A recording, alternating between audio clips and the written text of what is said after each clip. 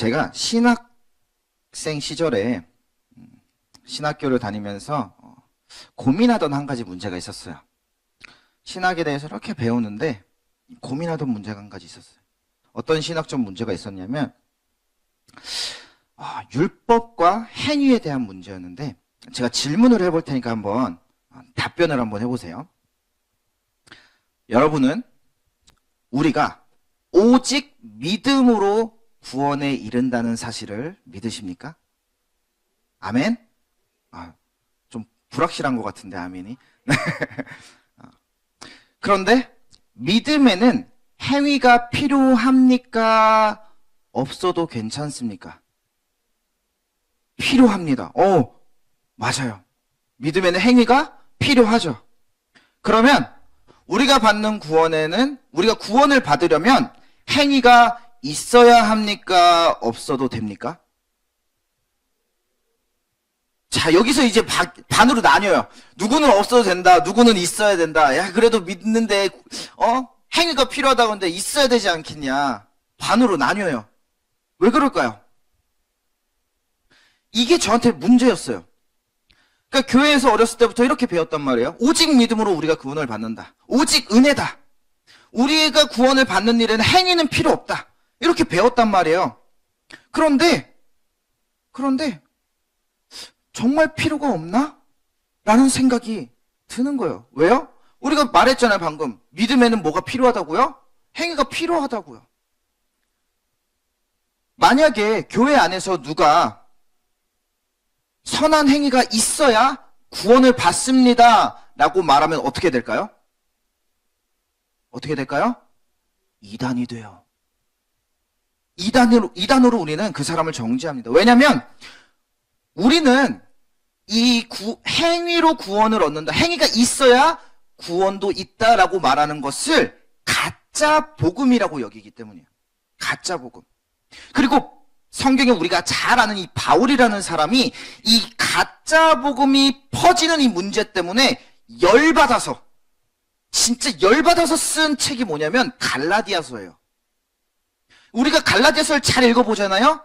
바울이 얼마나 열받아서 썼는지 이 갈라디아서 사람들을 너네 왜 이렇게 멍청하냐 이런 얘기하는 걸 볼 수가 있어요. 어떻게 이 짧은 시간에 니네가 그 가짜 복음을 받아들일 수 있냐 하면서 열을 내는 그 장면이 갈라디아서에서 나옵니다.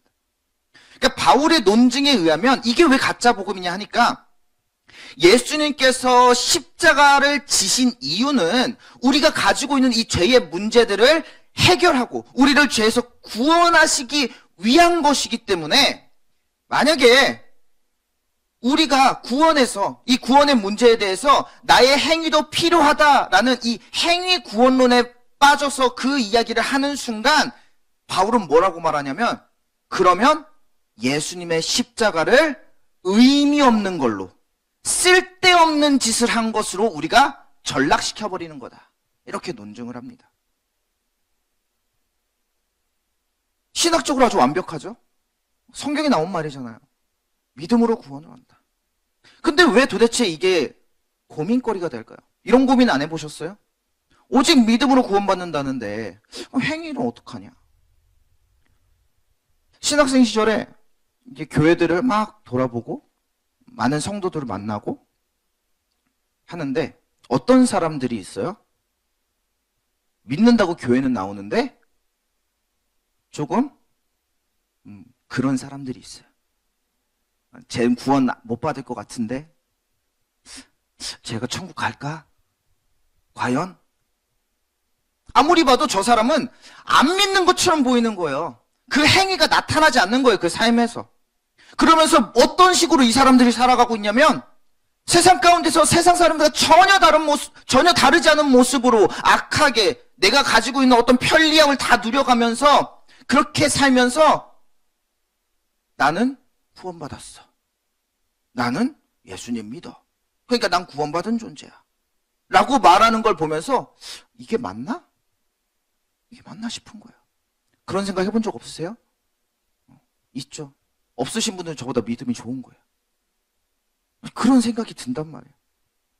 성경은 분명 은혜를 강조하지만 그만큼 율법의 선한 행위도 강조하고 있는데 언제부턴가 그 율법은 까맣게 잊어버리고 선한 일을 하는 것은 그저 해도 그만, 안 해도 그만인 것처럼 여기면서 살아가는 게 너무 안타까웠던 거예요. 그래서 거룩한 신앙생활을 해야 한다고 여기는 우리에게는 자연스럽게 한 가지 딜레마가 생겨나는 거죠. 행위를 강조하자니 율법주의자가 이단이 되는 것 같아 두렵고, 은혜를 강조하자니 행위가 나타나지 않을까 두려운 거예요. 사실 교회 안에서 은혜, 오직 은혜로 구원받는다, 오직 믿음으로 구원받는다 하면 제일 힘든 사람이 누군지 아세요? 목사님들이 제일 힘들어요. 왜 힘들까요? 그나마 여기 이제 금요기도에 올 정도의 성도님들이면은 목사님이 전화 한 통해서 권사님, 집사님 이번에 교회에서 무슨 일이 있는데 조금 손이 필요합니다 하면은 받아들여 줄 거예요. 목사님 시키시면 해야죠. 순종해야죠. 근데 많은 성도들이 사실 어떻게 하냐면 목사님이 집사님, 권사님 무슨 일 필요합니다. 제가 바빠서요. 제가 무슨 일이 있어서요. 그거 꼭 해야 돼요? 이런 일들이 있는 거예요. 그러니까는 대부분의 교회들은, 대부분의 교회 봉사는 진짜 소수의 순종하는 몇 사람이 그 모든 교회 봉사들을 다 도맡아서 하고 있어요. 이거는 작은 교회나 큰 교회나 다르지 않습니다. 어느 교회를 가나 늘 교회에서 하는 말이 뭐냐면은 봉사자가 부족하다. 봉사자가 부족하다. 이 얘기가 나와요. 어느 교회나 가보면은 꼭 혼자서 3-4개씩 봉사하는 사람들이 있어요. 어느 교회나 가보면 주일날 딱 저 뒷자리에 앉아가지고 설교 끝나는 순간 집에 가시는 분들이 있어요. 근데 이런 걸 보면서 저게 맞나 싶은 거예요. 그러다 보니 간혹 가다가 죽어라 저 노방전도 하면서, 그리고 여러 가지 선행 포인트 쌓아가면서 열일하고 있는 저기 밖에 있는 사이비 2단 신도들 보면은 부러운 거예요. 어떻게 교육하면 저렇게 될까? 어떻게 교육하면 저렇게 열심히 할까? 보니까는 어떻게 하는 줄 아세요? 전도 10명 못하면 구원 못 받아? 한 사람당 10명씩이야? 이런 시스템이 있는 거예요. 그래서 신촌제에 이제 보니까 이제 저도 건너 들은 거지만 실제로 어떤 여자 청년은 그 한 사람 전도하려고 자기 몸까지 내주는 그런 일들을 한다는 거예요. 말이 돼요, 이게? 근데 왜 그렇게 하냐 보니까는 구원받으려고. 그렇게 해야 천국 갈 수 있다고 하니까 그렇게 한다는 거예요. 그러니까 생각이 드는 거죠. 순종 안 한다고 하면 순종 안 하면 지옥 간다고 말하면 성도들이 일을 하겠지? 그럼 교회에서 순종하라고 거짓말을 좀 하면 그 사람은 선행 쌓아서 좋고 나는 교회 봉사자 많아져서 좋고 일석이조 아닌가? 라는 생각이 그때 잠깐 들었다라는 거죠. 신학생 때. 그러면 도대체 우리는 어떻게 해야 될까요? 어떻게 율법주의로 가지 않으면서도 우리 삶에 변화를 일으킬 수 있을까요? 변화되고 싶으시잖아요. 그렇죠? 어떻게 하면 내가 율법주의로 가지 않으면서도 그 은혜로 변화 가운데 들어갈 수 있을까? 이 질문에 대해서 예수님은 오늘 말씀 9절에서 11절까지 이렇게 답해주고 있는 거예요. 우리 9절부터 12절까지 이번에는 한 목소리로 같이 한번 읽어보겠습니다. 9절부터 12절까지 시작. 아버지께서 나를 사랑하신 것 같이 나도 너희를 사랑하였으니 나의 사랑 안에 거하라. 내가 아버지의 계명을 지켜 그의 사랑 안에 거하는 것 같이 너희도 내 계명을 지키면 내 사랑 안에 거하리라. 내가 이것을 너희에게 이름은 내 기쁨이 너희 안에 있어 너희 기쁨을 충만하게 하려 함이라. 내 계명은 곧 내가 너희를 사랑한 것 같이 너희도 서로 사랑하라 하는 이것이라. 예수님께서 먼저 뭐라고 말씀하시냐면 아버지께서 나를 사랑하신 것 같이 나도 너희를 사랑하였으니 나의 사랑 안에 거하라 라고 해요. 나의 사랑 안에 거하라. 여기서 거하라라는 단어가 무슨 의미냐 하면 잠깐 여기에 발 담궜다가 빠져나가라는 말이 아니죠. 거하라라는 말은 예수님의 이 사랑을 네 집으로 삼아라 이거예요. 영원히 영구적으로 그 사랑 안에서 살아라 라는 말이에요. 이벤트성으로 잠깐 발만 폭 담그고 나가는 그런 거함이 아니라는 뜻이죠. 그런데 그렇게 예수님의 사랑 안에서 지속적으로 살아가는 방법이 뭐라고 소개하냐면 하나님 아버지의 계명을 지키는 것이다. 이렇게 소개하고 있는 거예요. 그러니까 예수님 지금 뭘 얘기하고 있냐면 너희가 내 사랑 안에 거해야 하는데, 영원히 지속적으로 거해야 하는데, 거하려면 그냥 막 사는 게 아니라 거하려면 하나님 아버지의 계명을 지켜 행해야 된다. 그게 거하는, 이 사랑 안에 거하는 방법이다. 이 얘기를 하고 있는 거예요. 근데 우리가 여기서 주목해야 될 거는 순서예요, 순서. 예수님은 계명을 지켜서 사랑을 얻어라라고 하는 게 아니에요, 지금. 우리가 이걸 잘 알아야 돼요. 이거 문자 그대로 그냥 우리가 그 문장만 보면은 오해할 수도 있는 거예요. 아, 하나님의 사랑, 예수님의 사랑을 얻으려면 내가 계명을 지켜야 되는구나. 내가 계명을 지키는 게 먼저구나라고 착각을 할 수가 있는데 그게 아니라 예수님의 사랑이 먼저 우리에게 왔고 그 다음에 그 사랑을 계속해서 맛보고 싶으면, 계속해서 그 사랑 안에 살고 싶으면 방법이 한 가지라는 거예요. 하나님 아버지의 계명을 지켜라. 그래서 믿음으로 행위로 구원을 받는 건 아니지만 믿음에는 뭐가 있어야 된다는 거예요? 행위가 있을 수밖에 없다는 거예요. 있을 수밖에 없다는 거예요. 사랑이 먼저고 순종이 그 결과라는 거죠. 그래서 예수님은 우리에게도 똑같은 방식을 제시해주고 있는 거예요. 너희도 내 계명을 지키면 내 사랑 안에 거하리라. 우리가 계명을 지켜야 예수님의 사랑을 얻는 게 아니라 뭐라고요?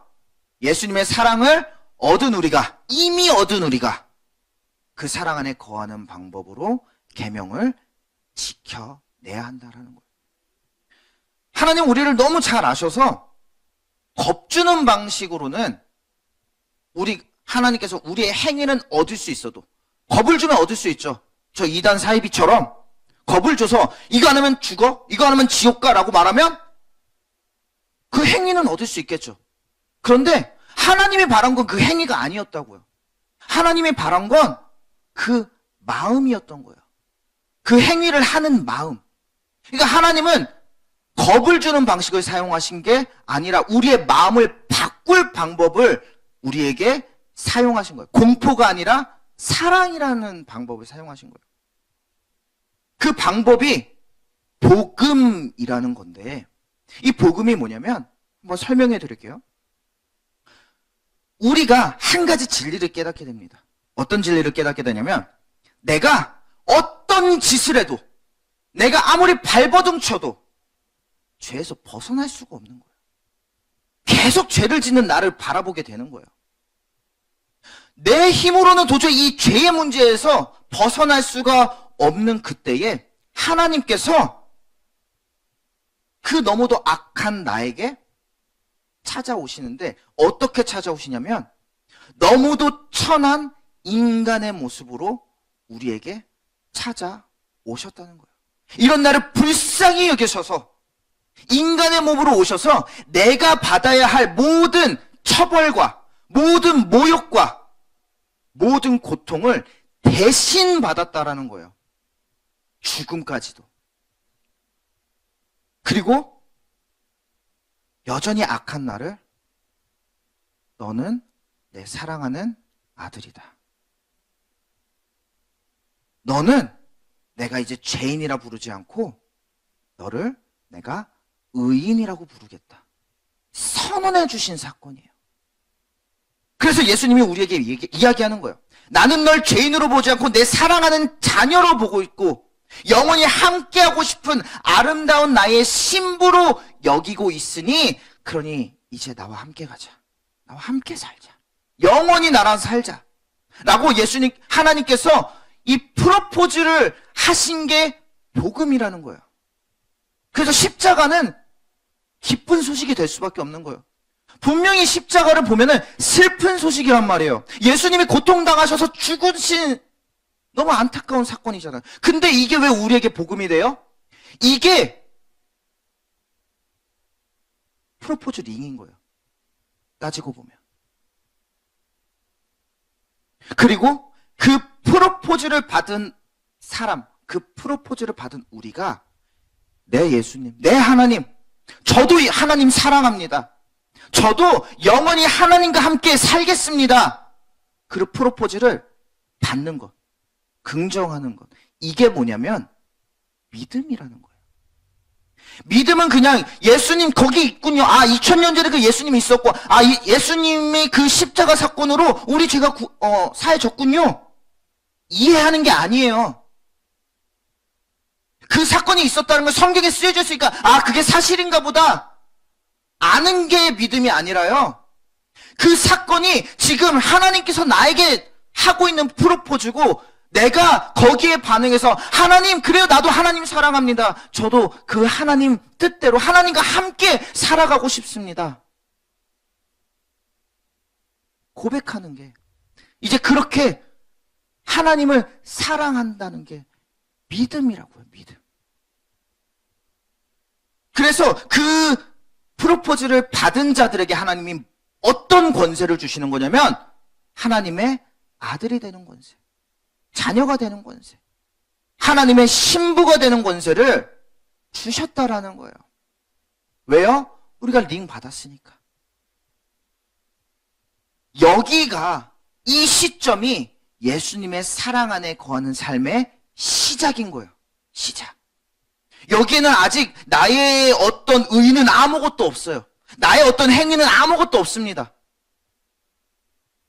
내가 그냥 하나님의 그 사랑을 깨닫고 십자가의 그 놀라운 진리를 깨닫고 복음을 깨닫고 내 하나님, 저도 하나님 사랑합니다 하는 그게 구원의 시작인 거예요. 그래서 우리는 오직 믿음으로 구원받는다.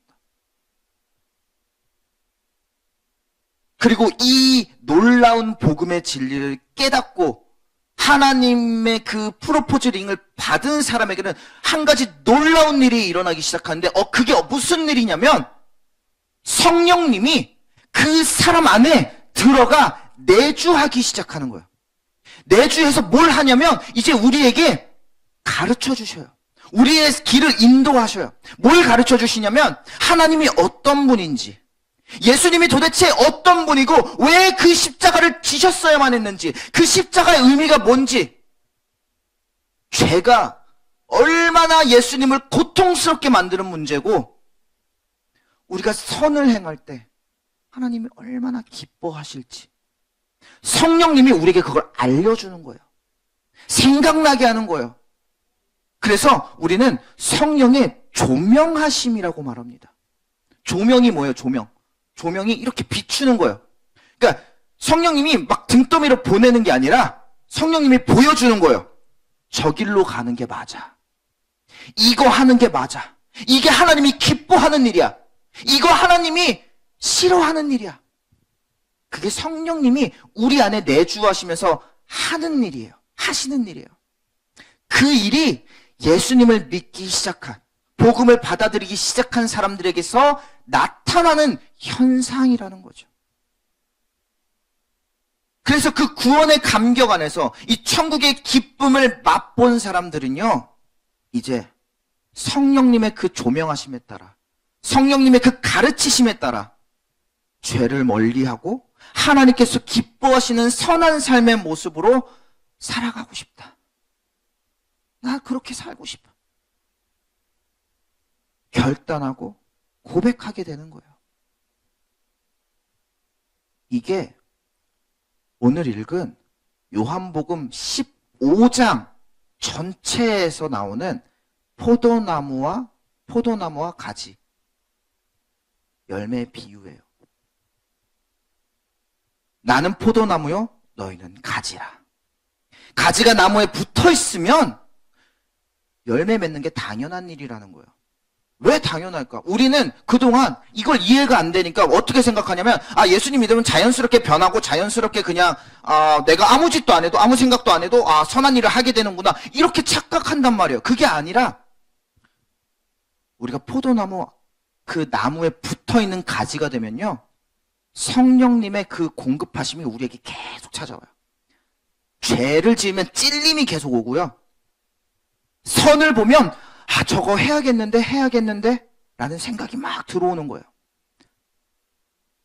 그래서 이 성령의 열매가 우리 안에 서서히 맺혀지는 거예요. 그 나무에 붙어 있기만 하면. 열매를 맺지 않고는 견딜 수 없는 상태가 되는 게 포도나무에 붙은 가지의 상태라는 거예요. 가지의 상태. 그리고 이게 바로 내 사랑 안에 거하라 라는 이 말씀의 진짜 의미라는 거죠. 예수님의 사랑 안에 계속 머물러 있으면 자연스럽게 성령의 열매가 막 맺혀지는 거예요. 사랑과 희락과 화평과 오래 참고 자비와 양선과 충성과.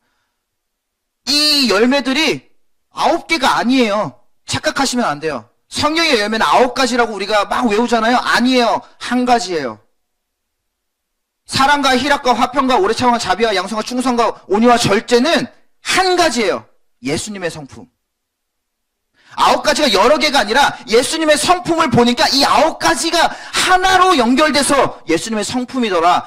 성령의 열매를 맺는 사람은 그래서 사랑은 맺는데 온유는 없고 이런 사람이 있을 수가 없어요. 절제가 없는데 사랑이 안 돼요, 그게.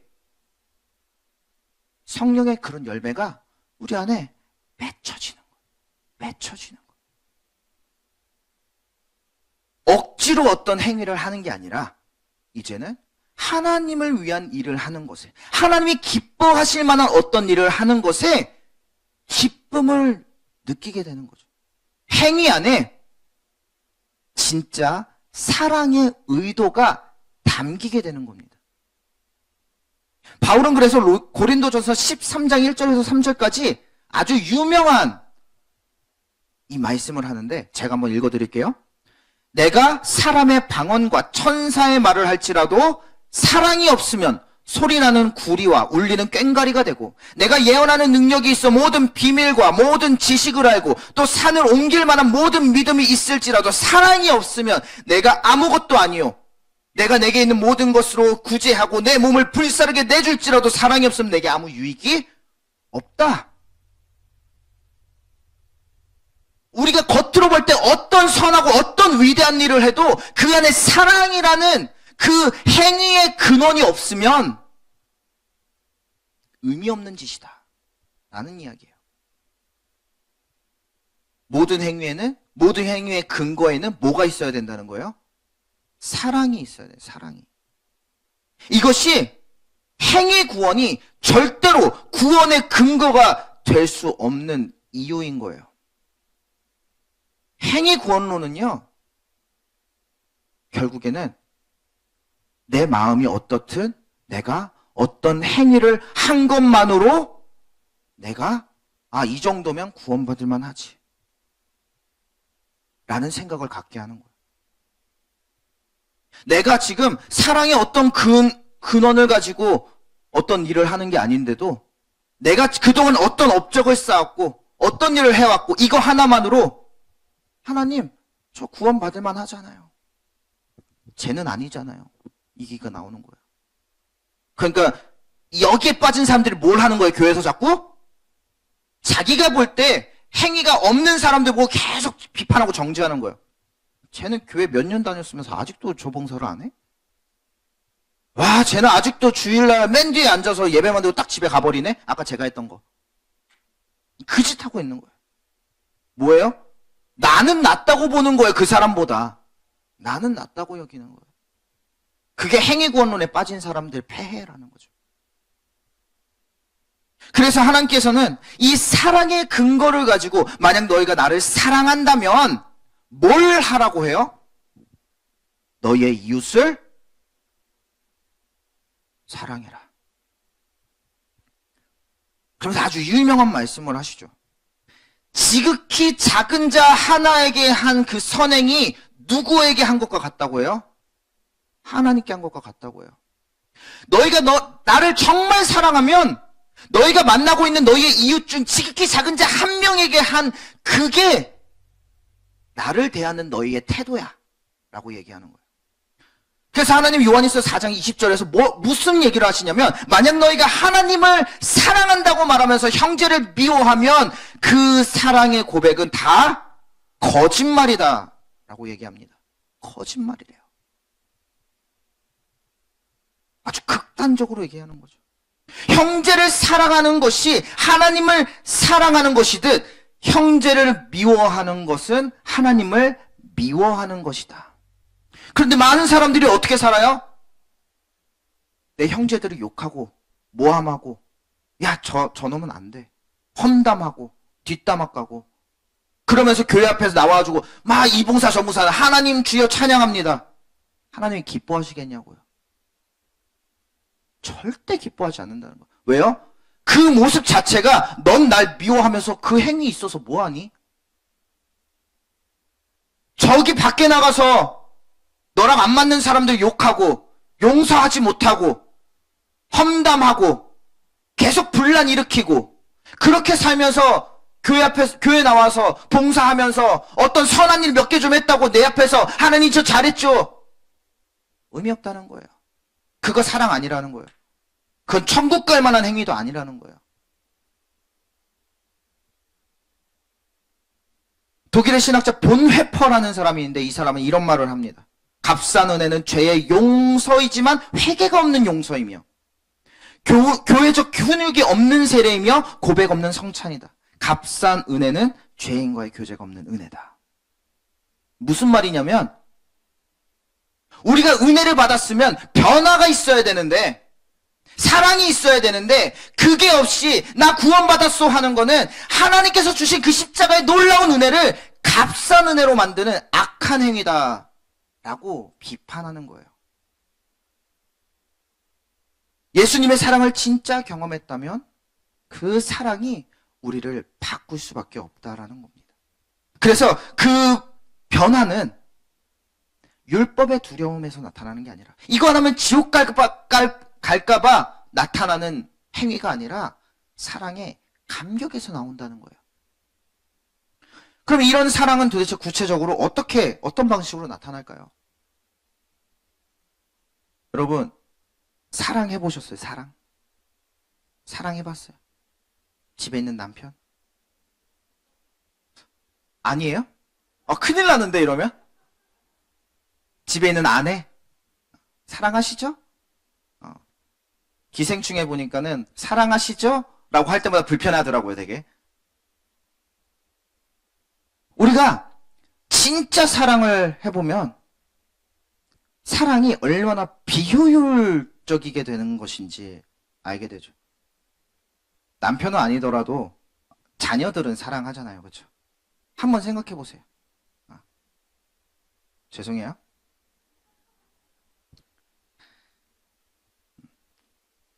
제가 결혼을 했습니다. 저번에 여기서 특성도 했더라고요. 제 결혼할 때 보니까 이런 마음이 들더라고요. 오늘날 결혼이라는 제도가 이성적으로 생각해 보니까 진짜 불편하고 손해가 막심한 일이더라. 손해가 막심하십니까? 내 재산을 나눠야 되고요. 내 자유가 사라져요. 내가 부양해야 할 새로운 부모가 생기고요. 아이라도 생기는 날에는 나는 없어져요. 경험해 보셨죠? 안 해보신 분들 너무 안타깝습니다. 진짜 그래서 어떤 사람들은 TV 매체에서 보면은 결혼은 지옥이다. 이런 말도 하고 이혼 숙녀 프로그램도 나오고 최대한 결혼은 늦춰라. 늦출 수 있을 때까지 늦춰라. 안 하면 더 좋다. 라는 말이 있어요. 지금 자녀들 결혼 못해서 지금 이제 불안하신 분들이 있을 것 같은데. 있습니다. 지금 제 나이 30대들은요, 그래서 결혼 안 해요. 특히 남자들은 결혼 안 해요. 생각이 있는 사람들은 결혼 안 해요. 결혼한 사람들은 생각이 없이 한 거예요. 막상 결혼하려고 하니까 이 생각이 드는 거예요. 아니, 얼마나 손해가 막심한 일인데 이게 내가 왜 결혼을 하려고 할까? 근데 보니까 내가 이 사람과 평생 함께 할 수 있으면 이 사람이 나 때문에 나와 함께 살아서 평생 행복하다면 내가 겪게 되는 그 모든 손해가 손해로 여겨지지 않는 거예요. 내가 이 사람과 결혼하면 이제 내 자유는 사라지고요. 지금도 밖에 나가려면 허락받고 나가야 돼요. 자유가 사라지고요. 내가 돈을 벌어도 마음대로 쓸까요, 못 쓸까요? 저번에 당근에서 뭐 하나 샀다고 혼났어요. 비싼 건데 왜 말도 안 하고 샀냐고. 내 돈도 내 맘대로 못 써요. 근데 감수할 만한 겁니다. 그렇게 결혼하셨죠? 죄송해요. 아멘. 자, 내가 이 사람을 위해 하는 이 작은 노력들로 이 사람이 기뻐하고 이 사람이 웃는 것만 봐도 내가 힘들게 노력한 그 모든 것들이 보상받는 기분이 드는 거예요. 분명히 내 손해인데, 내가 하는 모든 것들이 내 손해인데, 이 사람이 내가 하는 그 손해로 인해 기뻐하고 만족하고 행복하면 그걸로 나도 만족하고 기뻐하고 행복해지는 거예요. 근데 그게 저만 일방적으로 하는 게 아니라 이쪽에서도 이렇게 받고 서로 하는 거죠. 그러니까 분명히 비합리적이고요. 분명히 하면 안 되는 일인데 하는 거예요. 뭐 때문에요? 사랑 때문에 하는 거예요. 예수님이 우리에게 요구하는 것이 뭐냐면 이런 사랑에 근거한 삶이라는 거예요. 이 사랑에 근거한 행동이라는 거예요. 우리는 근데 자꾸만 이런 질문을 해요. 목사님, 이거 해도 돼요? 이건 하면 안 돼요? 이거 왜 안 돼요? 성경에 이거 하지 말라고 안 써져 있는데? 이거 꼭 하면 안 돼? 저 하고 싶은데? 꼭 물어보는 사람은 하고 싶어서 저한테 와서 물어봐요. 믿음 생활을 효율적으로 하고 싶어 하는 거예요. 효율적으로. 굳이 안 해도 되는 일이면 하지 않고 성경적으로 꼭 해야 되는 일이라고 하면 그때는 하겠다는 거예요. 그래서 와서 물어보는 거예요. 자기는 판단이 안 서니까 목사님한테 책임 전가하려고. 물어보는 거예요. 목사님 성경이 안 나오는데 하면 안 돼요, 그냥 이거? 그게 율법주의예요. 성경에 나와 있으면 하고 안 나와 있으면 안 하고, 하나님이 하지 말라 그랬으면 그 성경에 정확히 나와 있으면 그거 안 할게요. 그래요, 안 할게. 이게 율법주의라고. 율법주의. 정말 예수님을 사랑하는 사람이라면 이렇게 물어보는 게 아니라 이렇게 물어봐야 되는 거예요. 예수님, 제가 지금 이렇게 행동하면 예수님이 진짜 기뻐하실까요? 나 이거 하고 싶은데 예수님이 내가 하면 하나님, 예수님이 정말 슬퍼하실까요? 예수님이 기뻐하시면 저 하겠습니다. 근데 슬퍼하면 저 안 할게요. 예수님이 내가 하는 이 행동 때문에 정말 슬퍼하신다면 그거 안 해볼게요. 이게 진짜 사랑에 근거한 삶의 모습이라는 거예요. 구원받은 자의 삶의 모습. 예수님께서는 우리에게 예수님을 사랑하면 서로 사랑해라 라고 하셨어요. 이 말은 우리의 이웃을 예수님으로 여기라는 거예요. 예수님으로. 옆에 한번 쳐다보세요. 옆 사람. 예수님 안녕하세요. 예수님 안녕하세요. 이 사람을 보면서 뭘 하라고 하는 거냐면 좀 손해보라는 거예요. 그 사람한테 조금이라도 좋은 말 하라는 거예요. 이 사람이 예수님이라 생각하고 이 사람이 뭘 하면 기쁠까? 내가 이 사람한테 뭘 해주면 예수님이 기뻐하실까? 생각하면서 행동하라는 거예요. 정말 그 생각이 있잖아요. 교회 안에서 분란이 있을까요? 있을 수 있을까요, 과연? 있을 수가 없죠. 서로 예수님이라고 생각하는데 어떻게 그 예수님 얼굴에 대고 쌍욕을 해요? 어떻게 해요? 못하죠. 예수님께서 우리를 사랑하셔서 자기의 손해를 전혀 생각하지 않고 저 십자가를 진 것처럼 우리도 그렇게 살아가래요. 근데 그 살아가는 방식이 너희가 나를 사랑하면 너희 이웃을 사랑해라. 이거라는 거예요. 세상의 기준으로는 말도 안 되는 일이고요. 손해보는 일입니다. 근데 예수님의 그 사랑을 경험한 사람들은요. 예수님 앞에서 예수님 저도 예수님 사랑할게요. 그렇게 살게요. 결단하는 사람들은요. 성령이 그 안에 있는 사람들은요. 뭐가 되냐면요. 그게 손해가 아닌 거예요. 하는 거예요. 그냥. 그 사랑 바라보면서 원수까지도 사랑할 수 있게 되는 거예요. 그럼 한 가지 진리를 깨닫게 됩니다. 전에는 내 통장 잔고의 그 숫자에 따라서 내 뭐 행복 게이지가 올라갔다 내려갔다 했다면 전에는 주식 하시나요? 주식 파란색, 빨간색 이거 색깔 보면서 막 좋았다, 슬펐다 막 이랬다면 전에는 내가 뭐 하는 어떤 일의 성공 여부에 따라서 내가 좋았다, 슬펐다 이랬다면 이제는 그게 내 기쁨의 이유가 되지 않는 거예요. 그저 오늘 내가 한 어떤 행위로 내가 한 오늘 말 한마디로 예수님께서 기뻐하셨다면 너무 좋은 거예요. 예수님께서 나를 바라보면서 그래 잘했다 하시면 그걸로 만족이 되는 거예요. 그게 그리스도인의 삶입니다. 그래서 그리스도인은 변할 수밖에 없는 거예요. 변할 수밖에 없는 거예요. 나에게 하등 도움될 것 없는 사람들을 위해서 내 손해를 보게 되고요. 그들을 도와주면서 삶의 가치를 느낍니다. 그 행동들로 인해 내가 어떤 이익을 얻게 되기 때문이 아니라 사람들이 나를 칭송하기 때문이 아니라 그저 그 행동을 보며 흐뭇하게 미소 짓고 계시는 하나님을 생각하며 하는 거예요. 그래서 진짜 하나님 바라보면서 선행하시는 분들은 그 사람한테 감사하다 소리 안 들어도 상관없어요. 상관없어요. 왜냐면요, 그 사람한테 감사 소리 들으려고 그거 한 거 아니거든요. 하나님께 그래 너 잘했다 이 소리 들으려고 한 거잖아요. 그래서 우리는 율법주의로 가지 않아도 율법 안에서 살게 되는 겁니다. 자연스럽게. 율법에는 하나님이 기뻐하시는 일과 하나님이 슬퍼하시는 일이 다 담겨 있기 때문에 여기에. 그리고 아주 자연스럽게 하나님을 사랑하는 사람들은 하나님 미워하시는 일 안 하겠죠. 하나님을 기뻐하시는 방향대로 사는 것. 그게 율법이에요. 율법. 오늘 이 말씀 들으신 여러분들에게 한번 묻고 싶습니다.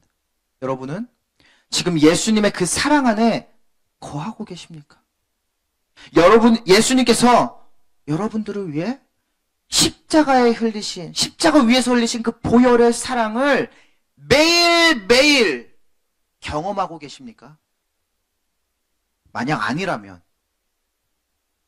혹시나 그래 나 구원받았지 그럼 됐지 뭐 라는 생각으로 그 사실에 그냥 만족하면서 지옥 가지 않는 것으로 충분하다고 여기지는 않은가 하는 거죠. 예수님께서 오늘 우리에게 말씀하십니다. 나의 사랑 안에 거하라. 나의 사랑 안에 거하라. 잠깐 들렸다 가는 게 아니라 그 사랑 안에 영원히 거해라. 예수님의 사랑이 우리의 집이 되고 우리의 호흡이 되고 우리의 기쁨이 되기를 바라신다고 이야기합니다. 그리고 이렇게 우리가 예수님의 사랑 안에 거할 때 우리는 서로 사랑하게 되는 거예요. 억지로가 아니라 자연스럽게. 왜요? 옆에 사람 얼굴에 누가 보이니까요? 예수님이 보이니까요. 그래서 우리에겐 늘 이 질문이 있어야 돼요. 예수님, 오늘 제가 무엇을 하면 주님이 기뻐하실까요? 내가 무엇을 하면 주님이 오늘 나를 보면서 잘했다 칭찬해 주실까요? 그럴 때 만나는 그 이웃들을 보세요. 직장에서 만나는 사람, 밖에서 만나는 사람, 내 친구들, 내 가족들, 그 사람 얼굴을 보면서 예수님을 보기를 바랍니다. 그 사람에게 하는 그 작은 열매 하나하나를 생각하시길 바랍니다. 지옥 갈까봐 일하는 사람과 기뻐서 감사로 일하는 사람 중에 누가 오래 갈까요? 누가 진심을 다하게 될까요? 억지로 하는 사람들은, 구원받으려고 하는 사람들은 거기에 진심이 담길 수가 없어요. 성공만을 바라봅니다. 근데 하나님이 우리에게 바라시는 건 어떤 위대한 업적이 아니에요. 자꾸 우리가 내가 이런 큰 일을 하면 하나님이 기뻐하시겠지 오해해요. 근데 하나님이 우리에게 원하시는 건 어떤 큰 일을 하고 어떤 대단한 업적을 남기고, 그래서 우리 교회가 혹은 이 기독교계가 깜짝 놀랄 만한 어떤 일을 하는 것을 하나님이 기대하는 게 아니라는 거예요. 하나님이 오늘 우리에게 기대하시는 것은 사랑하며 기뻐하는 삶입니다. 사랑하며 기뻐하는 삶. 하나님은 우리를 협박하는 게 아니라 그래서 사랑으로 회유하신 거예요. 그 사랑을 먼저 보여주셨어요. 십자가로, 희생으로. 그러면서 이 사랑하며 기뻐하는 삶을 우리를 초대하셨습니다. 그러니 이 초대장 들고 이제 세상으로 나가는 우리가 되기를 원합니다. 예수님께서는 먼저 나를 사랑하신 것처럼 이제 나도 내 이웃들을 내가 가장 먼저 사랑하기를 바랍니다. 오늘도 주님이 기쁘시면 그걸로 충분하다고, 주님이 기쁘시면 나도 기쁘다고, 그렇게 고백하며 주님의 사랑 안에 거하실 수 있기를 바랍니다. 우리 찬양 하나 할 건데요, 잘하는 찬양일 거예요. 나 주님의 기쁨 되길 원하네. 우리 함께 찬양하기를 원합니다.